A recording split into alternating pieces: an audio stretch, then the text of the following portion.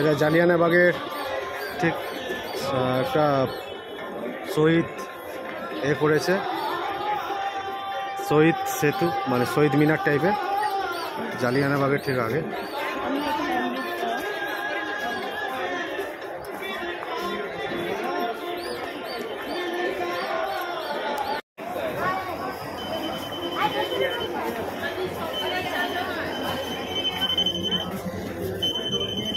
জালিয়ানবাগের ভেতরে আমরা ঢুকে যাচ্ছি।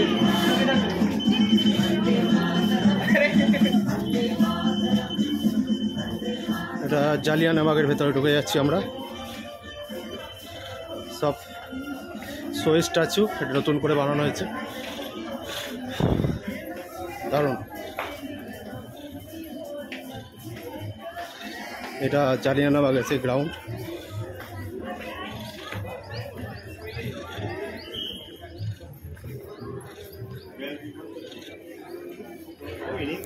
সেই নৃশংস জালিয়ানবাগে যেখানে আমাদের কবিগুরু রবীন্দ্রনাথ ঠাকুর এই হত্যাকাণ্ডের পেছনে তার নাইট উপাধি ত্যাগ করেছিল, সেই জালিয়ানবাগ গ্রাউন্ডে আমরা এই মুহূর্তে পৌঁছে গেছি। এবং সেই বর্বর ইংরেজের কাহিনী, আমাদের এই স্থিতিস্তব্ধ তার পরিচয় দেয় আমাদের কত ভারতীয়কে একদম নৃশংসভাবে গুলি করে হত্যা করেছিল।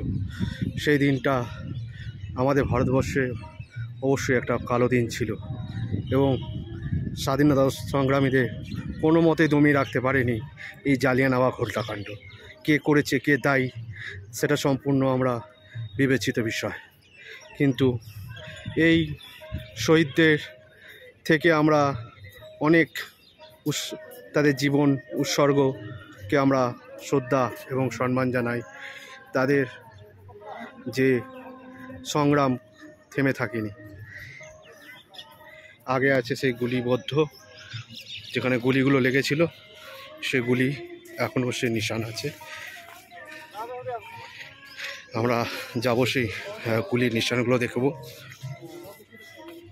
দেখুন ওই যে পাঁচিলে সাদা সাদা করে রাখা আছে, ওগুলো হচ্ছে গুলির নিশান। ওখানে গুলির কার্তুজগুলো লেগেছিল।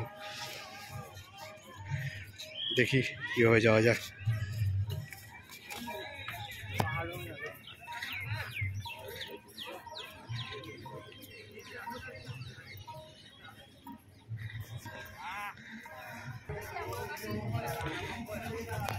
আমরা চলে এসেছি সেই কার্তুজের নিশানগুলো দেখতে।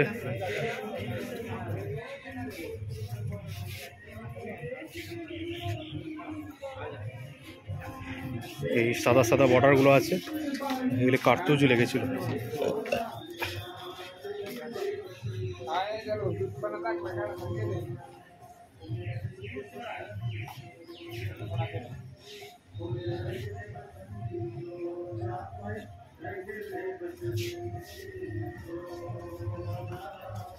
মানে বোঝা যাচ্ছে কত রাউন্ড গুলি চলেছে।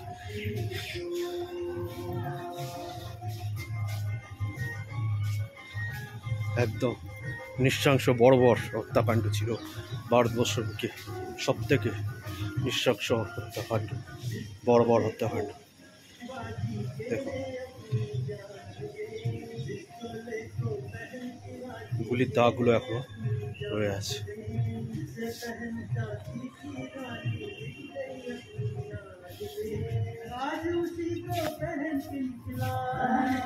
এই সেই আমাদের রুহু কাঁপার মতো সেই গ্রাউন্ড, সেদিনে জালিয়ানবাগের হত্যাকাণ্ড। সত্যি স্বাধীনতা সংগ্রামের কণ্ঠস্বর দমনে ইংরেজ কোনোদিন সফল হতে পারেনি। আমরা লড়াই করেছি, সংগ্রাম করেছি, গুলি বারুদ কার্তুজ কিছুই ভয় পায়নি, সব উপেক্ষা করেছি। এই শহীদদের অসংখ্য প্রণাম। ইংরেজরা কাপুরুষের মতো এই ভরা প্রান্তরে মিটিং মধ্যে গুলি চালিয়েছিল, ভরা সবার মধ্যে।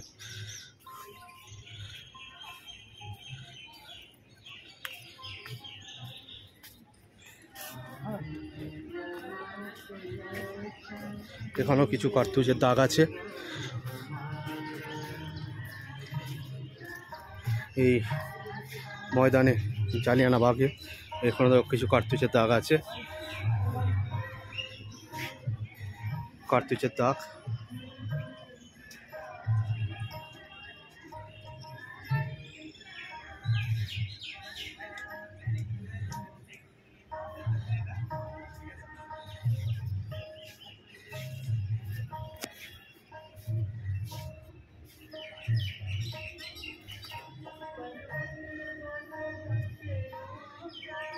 এই সেই নৃশংস জালিয়ানাবাগ গ্রাউন্ড। এখানে জমায়েত হয়েছিল স্বাধীনতা সংগ্রামের বিভিন্ন মানুষ, যারা এখানে একটা সভা করেছিল। সে সভায় ইংরেজ বর্বরভাবে গুলি চালিয়েছিল এবং এই হত্যাকাণ্ডে অনেক হতাহত হয়েছিল সেখানে, এবং কবিগুরু নাইট উপাধি পরিত্যাগ করেছিল এই হত্যাকাণ্ডের জন্য। খুবই নৃশংস এই জালিয়ানাবাগ।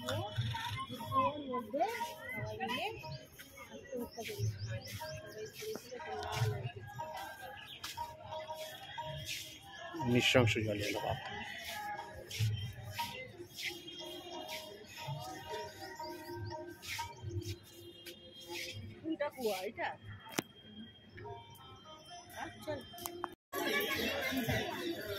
এই সে কুয়ো, আমরা চলে এসেছি জালিয়ানাবাগে।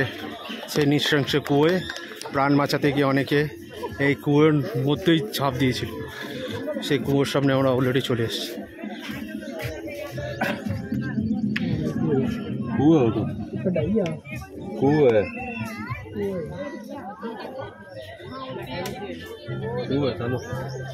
এই যে সেই কুয়ো, অনেক গভীর কুয়ো, দেখুন বাঁধানো আছে।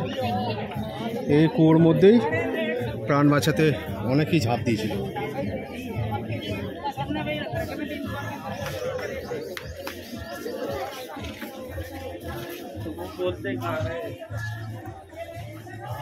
সবাই ঝাঁপ দিয়েছিল, সেই বিরাট বড় কূপ না? হ্যাঁ, এর মধ্যে ঝাঁপ দিয়ে দিয়েছি। দেখ এখানেও বুলেটের দাগ, এটাও তো মেরেছে।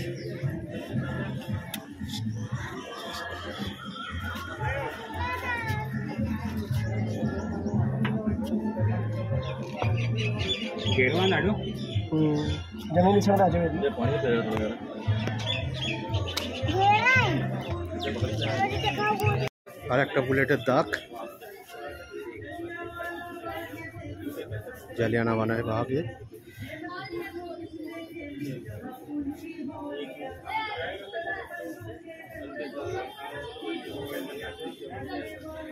পুরো নৃশংস बुलेटগুলো देख।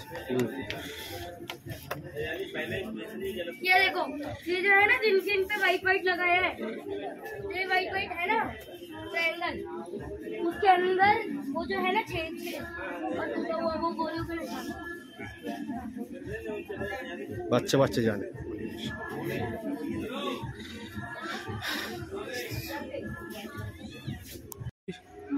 এখানে 365 দিন 24 ঘন্টায় এই জ্যোতিটা জ্বলে থাকে। অমর জ্যোতির শ্রদ্ধা অবশ্যই করা যাবে না, যে রক্তের বিনিময়ে এতগুলো প্রাণ এই গ্রাউন্ডকে ভিজিয়েছে।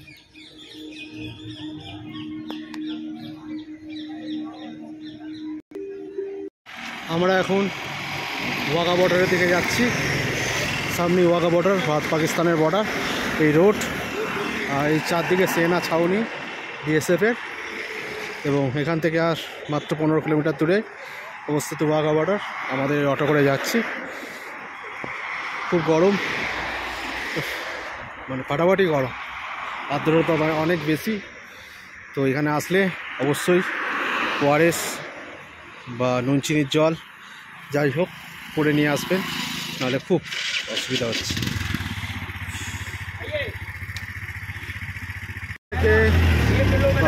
Pakistan border 1 kilometre, Lahore 23 kilometre. আমরা এসেছি ওয়াঘা বর্ডারের সামনে। এখান থেকে পাকিস্তান বর্ডার আর 1 কিলোমিটার। সবাই যাচ্ছে ওয়াঘা বর্ডারের উদ্দেশ্যে। আর বলেছিলাম ওই যে দোতলা ডবল ডেকার বাসটা, ওটা টোটাল সাইট সিং করা। এখন ওটা আমরা ওয়াঘা বর্ডারের সামনে এসে দাঁড়িয়ে আছে। এখানে এই সামনেই ওয়াঘা বর্ডার, আর 100 মিটারের মধ্যেই পাকিস্তানের আর ইন্ডিয়ার বর্ডার। আর এই সামনে তো ডবল ডেকার বাসটা দেখছে, হপ অন আর হপ অফ, ওটাই হচ্ছে এটা গভর্নমেন্টের ডবল ডেকার বাস। আমাদের কলকাতায় এরকম চলে, এটাও এখানেও আছে, যে এটা টোটাল সাইট সিন করা।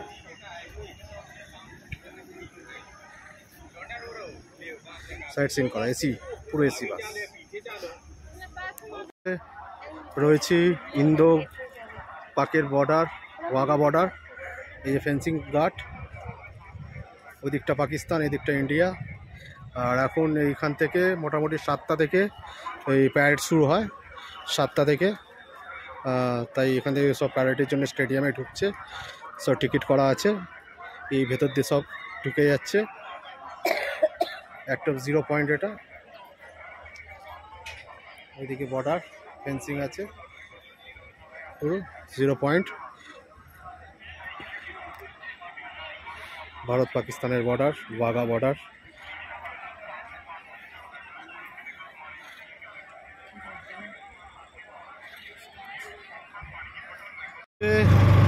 পাঞ্জাবের খালসা কলেজ, খুব নাম করা শুনেছি, প্রচুর স্টুডেন্ট। শুধু এইখান থেকে ট্যালেন্ট হকি থেকে শুরু করে নানান ধরনের এই খালসা কলেজ থেকেই বেরিয়েছে। এই সেই খালসা কলেজ, আমরা সেই খালসা কলেজের পাশ থেকে যাচ্ছি।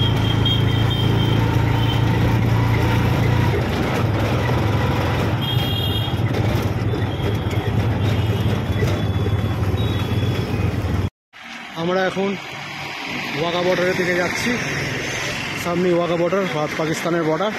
এই রোড আর এই চারদিকে সেনা ছাউনি বিএসএফের, এবং এখান থেকে আর মাত্র 15 কিলোমিটার দূরে অবস্থিত ওয়াঘা বর্ডার। আমাদের অটো করে যাচ্ছি। খুব গরম, মানে ফাটাফাটি গরম, আর্দ্রতা অনেক বেশি। তো এখানে আসলে অবশ্যই ওআরএস বা নুন চিনির জল যাই হোক করে নিয়ে আসবেন, নাহলে খুব অসুবিধা হচ্ছে।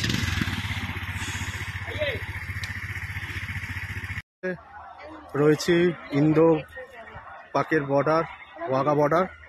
এই যে ফেন্সিং গার্ড, ওই দিকটা পাকিস্তান, এই দিকটা ইন্ডিয়া। আর এখন এইখান থেকে মোটামুটি 7টা থেকে ওই প্যারেড শুরু হয়, 7টা থেকে। তাই এখান থেকে সব প্যারেডের জন্য স্টেডিয়ামে ঢুকছে, সব টিকিট করা আছে। এই ভেতর দিয়ে সব ঢুকে যাচ্ছে। একটা 0 পয়েন্ট, এটা ওইদিকে বর্ডার ফেন্সিং আছে পুরো 0 পয়েন্ট। ভারত পাকিস্তানের বর্ডার, ওয়াঘা বর্ডার।